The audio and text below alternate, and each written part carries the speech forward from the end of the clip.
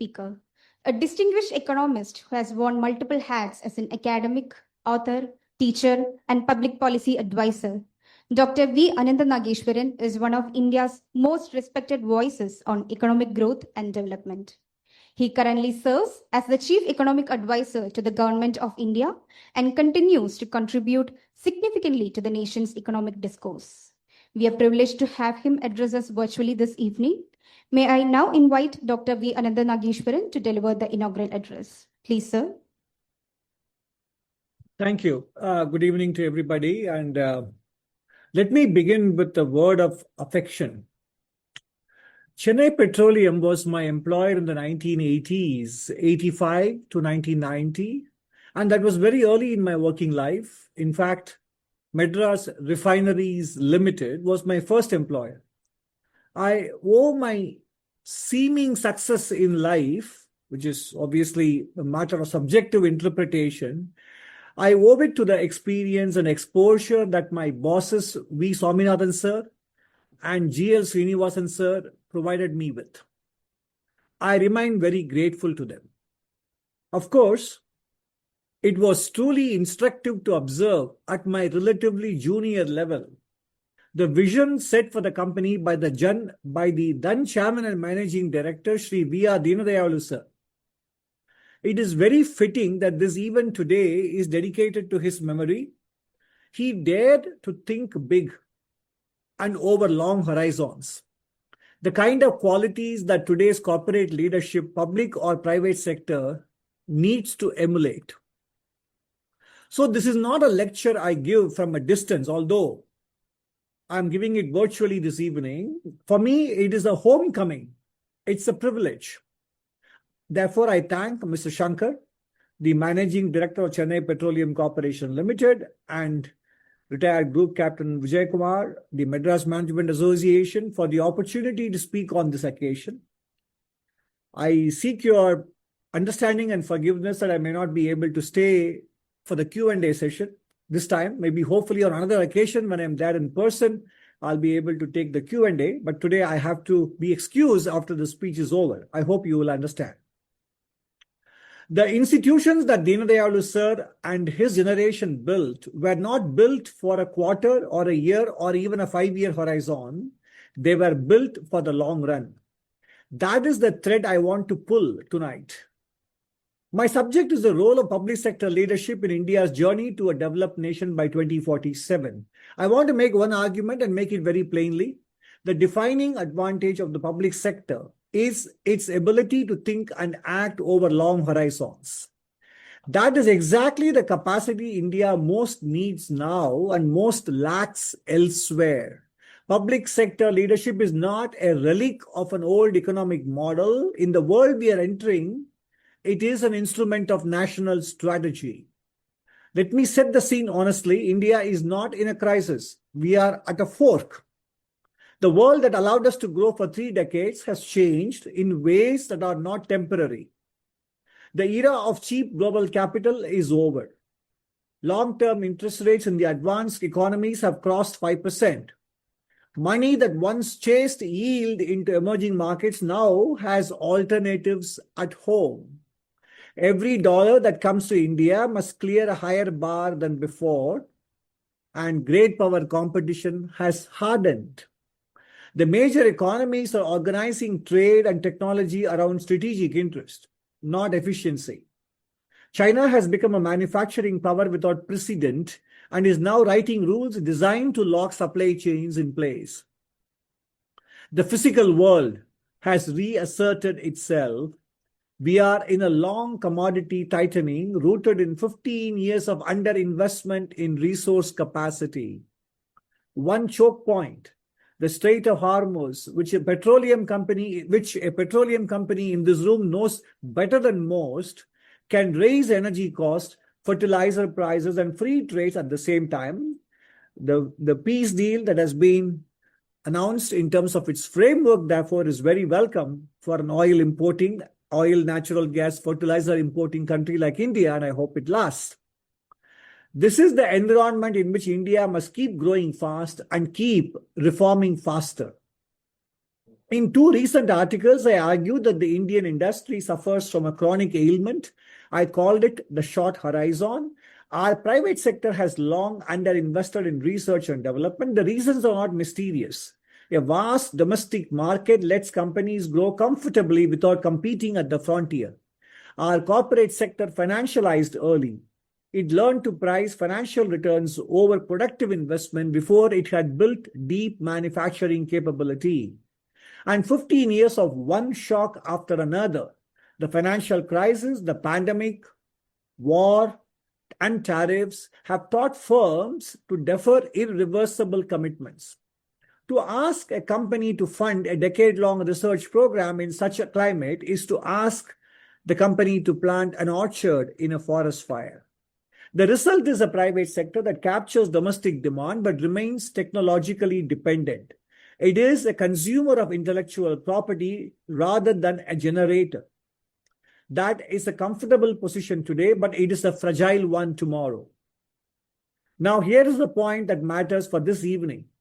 The short horizon is a disease of incentives, and the public sector, if it is led well, is structurally immune to this incentive problem. A public enterprise is not run for the next quarterly result. It is not managed for the vesting period of a stock option. It does not lose its nerve in the third generation. It can take on projects that gestate over 15 years and pay back over 50 years. That is not a weakness to apologize for. In the world I have just described, it is a rare and valuable freedom. India's public sector used that freedom once before and used it well. The refineries, the steel plants, power stations, fertilizer units, and heavy engineering works. These were built because patient capital was willing to do what private capital will not, or private capital would not have done then. CPCL itself is part of that story.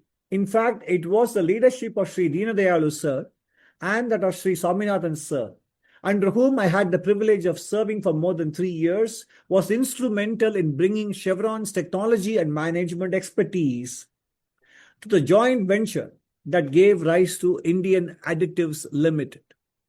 Being a small part of those negotiations was an invaluable experience for me personally. The task before public sector leadership is now not to relive that history. It is to apply the same long horizon logic to a new set of problems. Let me name those problems concretely. The first is resource and energy security, and this audience needs no persuading. Modern manufacturing, semiconductors, batteries, defense systems runs on molecules. The short video that was shown clearly captured that. Copper, nickel, rare earths, ammonia, and above all, energy. India is structurally short in most of these things. No molecules, no manufacturing. Public sector leadership must build strategic reserves across the critical commodity spectrum, not just crude oil. And it must accelerate nuclear energy with a seriousness our present pace does not necessarily fully reflect. Nuclear power is immune to choke points and to fuel price swings, and it provides the base load that a nation of fabs and data centers will need.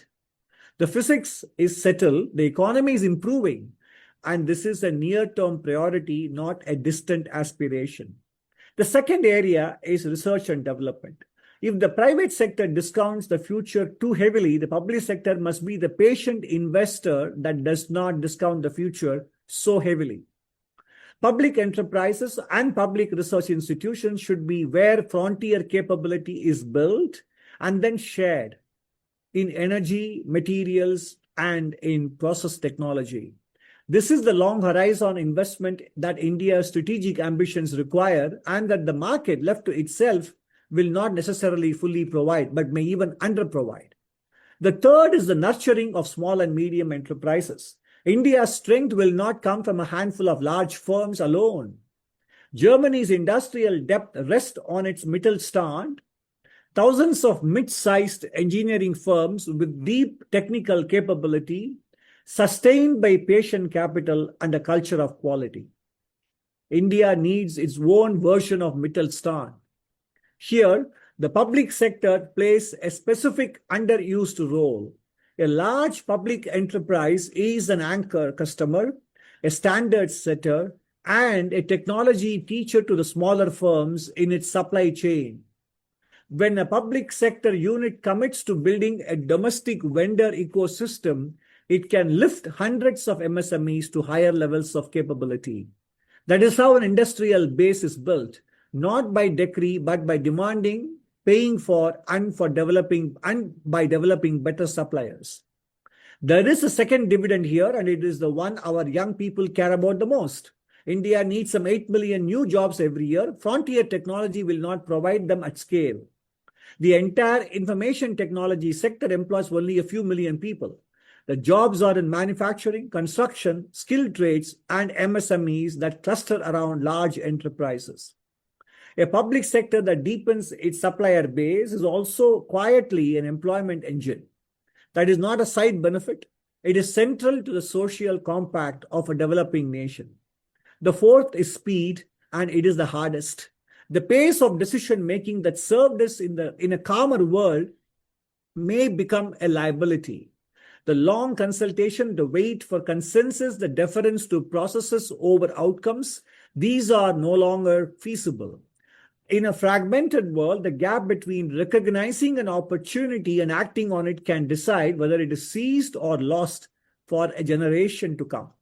Public sector leadership must learn to compress timelines and to name the entropy of process when it masquerades as caution. Bring these together and you arrive at the larger purpose. India standing in a multipolar world will not rest on diplomacy alone. It will rest on industrial capacity, on the ability to make things, to supply things, and to hold positions in global value chains that others cannot easily replace. Strategic leverage is underwritten by what you can build. A country that depends on others for energy, critical minerals, and frontier technology will have little room to negotiate.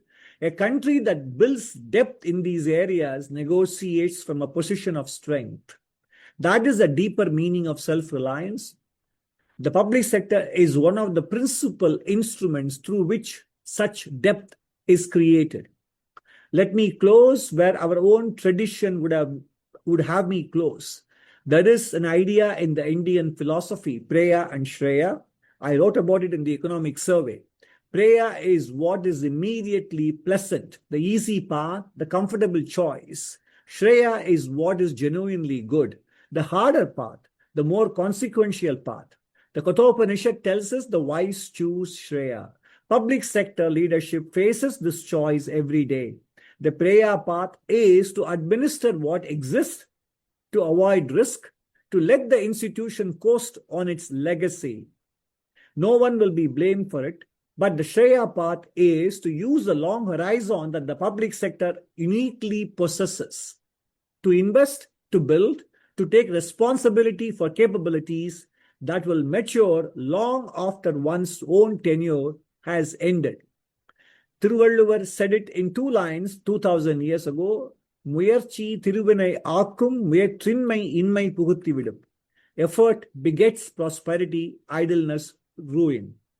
The leaders we honor tonight understood this. They treated their position as a trust, not a privilege. They built for a country they would not live to see fully arrive. That is the leadership India needs again, not louder but longer in its vision in the public sector. The journey to a developed India will not be completed in any one single tenure. It will be built as the best public institutions are always built, by people willing to plant trees in whose shade they will never sit. Thank you very much for the opportunity to share these thoughts with you. I hail the idea of Behind the CPCL Super Conversation, and I hope to participate in future editions as well. Thank you, and over to you back in Chennai. Thank you.